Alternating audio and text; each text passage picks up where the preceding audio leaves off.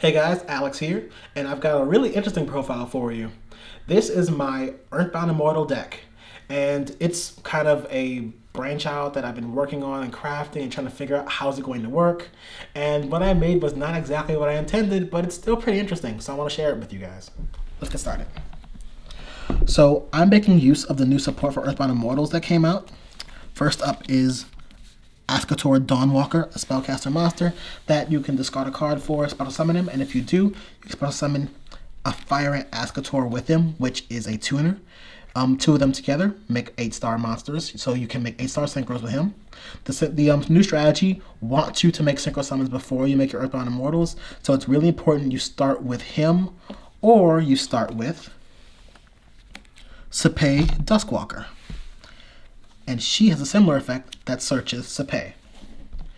Big difference is, she doesn't make 8s, she makes 6s with Sepei. You can of course mix and match the tuners if you want. The 6s are useful too, and I actually found her to be more useful because I play a really interesting version of the deck that makes good use of 6s. So I play 2 Earthbound Greater Limewalkers.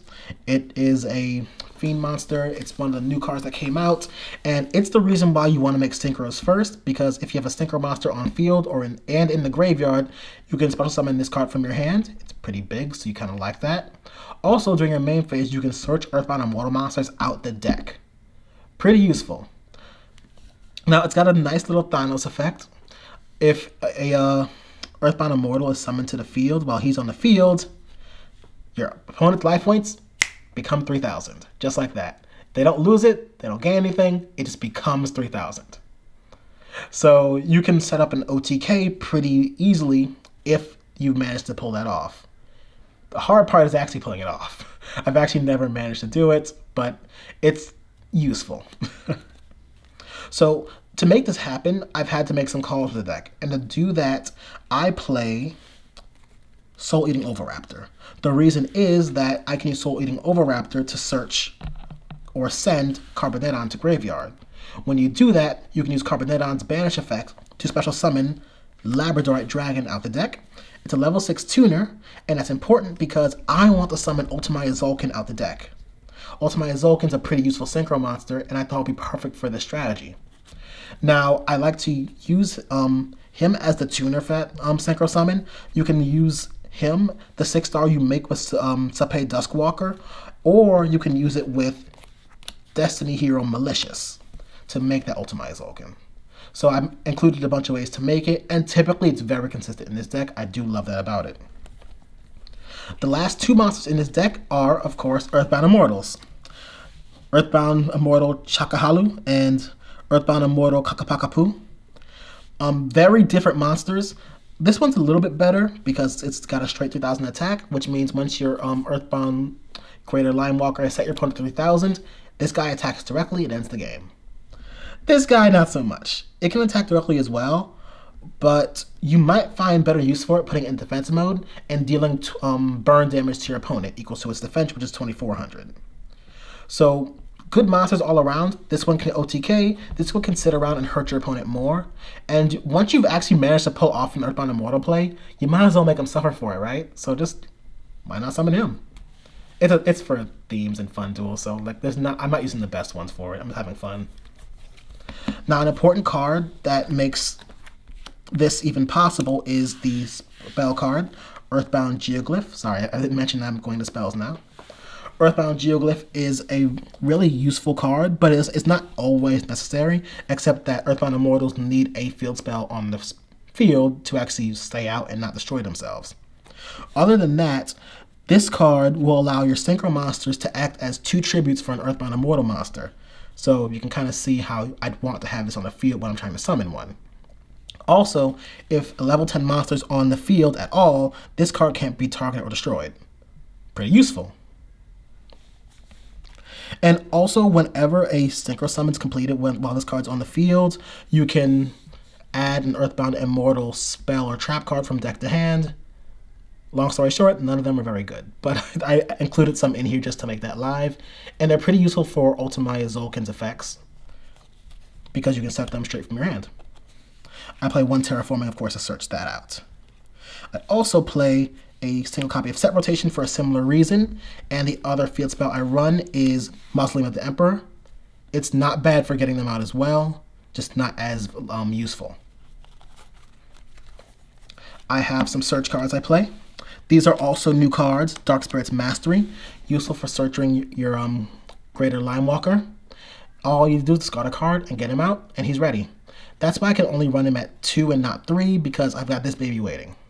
You can even run Greater Limewalker at just 1 and rely on these 3 to get him out. Speaking of cards I don't have to run at 3, I only run 2 Oviraptor because I have these 3 Fossil Digs. They can help me get to it. I found that running Oviraptor at 3 was too consistent, so I pulled back a little bit and I'm running only this at 3. So speaking of Earthbound Immortal cards that aren't very useful is Earthbound Immortal Revival. I play at 1, and it's just a recycler. Sometimes you'll end up discarding your Earthbound Immortals or Earthbound Immortal spells and traps to the grave for various discard effects because this deck is heavy in those. And this can be used to get 2 cards out your graveyard. So it's a plus.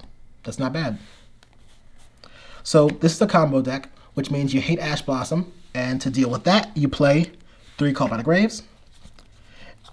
For utility, I play 2 Cosmic Cyclones to get rid of back row, especially if I'm going second. That's kind of, not good.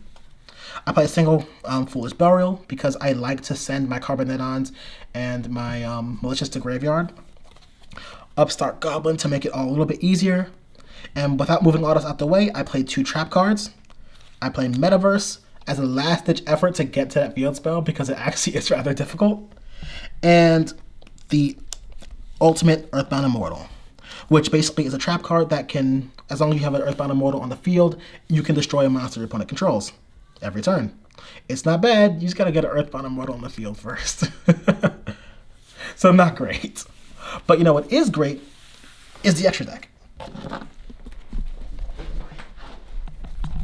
So the most important extra deck monster is Ultimaya Zulkin.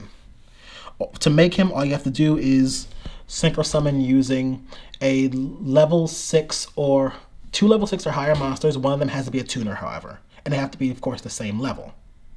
So that's why I was talking about my earlier strategy earlier.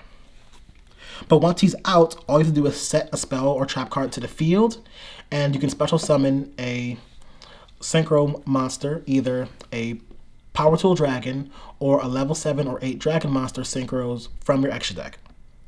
And that's really great because you can get some really powerful ones. Also, while they're on the field, this card cannot be targeted or destroyed, so that's really useful. Ones you can summon are things like Red Dragon Archfiend Scarlet, and Crystal Wing Synchro Dragon, and Clear Wing Fast Dragon. Hint, hint, start with this one. I think you guys know why. Other useful monsters, I told you I can make some level 6s. The 2 that I like are Coral Dragon and Stardust Charge Warrior. They're pretty useful for getting off the Ultimaya Zulkin play if you haven't opened up both Malicious and a Carboneton play. And I like Stardust Charge Warrior and Coral Dragon because they both will give me a draw for my effort. You want to get a draw where you can, because there's no other draw cards in here, really. A level 7 you can make that's pretty useful is F.A. Dawn Dragster. It's the only way this deck really can negate spell and trap effects, and it's a really good card for doing it. So if you find the way to do it, there is some really useful utility there. I like to use my Fire Ascator and my Soul Eating Oviraptor to make this. Another level 7 that I actually don't use is Ancient Pixie Dragon. It, as long as there's a field spell on the field, can pop a thing. That's it. It's okay. I don't really use it, but I might for a theme duel because I want to have fun. Now, if I don't want to have fun with my opponent, I play these level 8 synchros. Cypher Lord Omega, because I can make a level 8 monsters pretty easily. And my Draco Berserker Fitenyi. It's similar to Crystal Wing, but it can't be summoned by Ultimaya Zulkin. I figured it would be useful to have that just in case the Ultimaya play falls through. And we can maybe make something happen with this guy and something else on the field as well. I found I can make level 10s in here, and it's actually pretty useful to do that when the chips are down. So I play Ascension Sky Dragon. It can essentially just sit in defense mode and not die for a while I try to salvage my plays and get to the Earthbound. Basically, you can let it sit until you can distribute it for an Earthbound Immortal. It's pretty useful for that, but otherwise, Not very great monster, but it's the only level 10 I could find. Alright, so I have a couple Link monsters in here. I have Nightmare Phoenix. I can pop back row.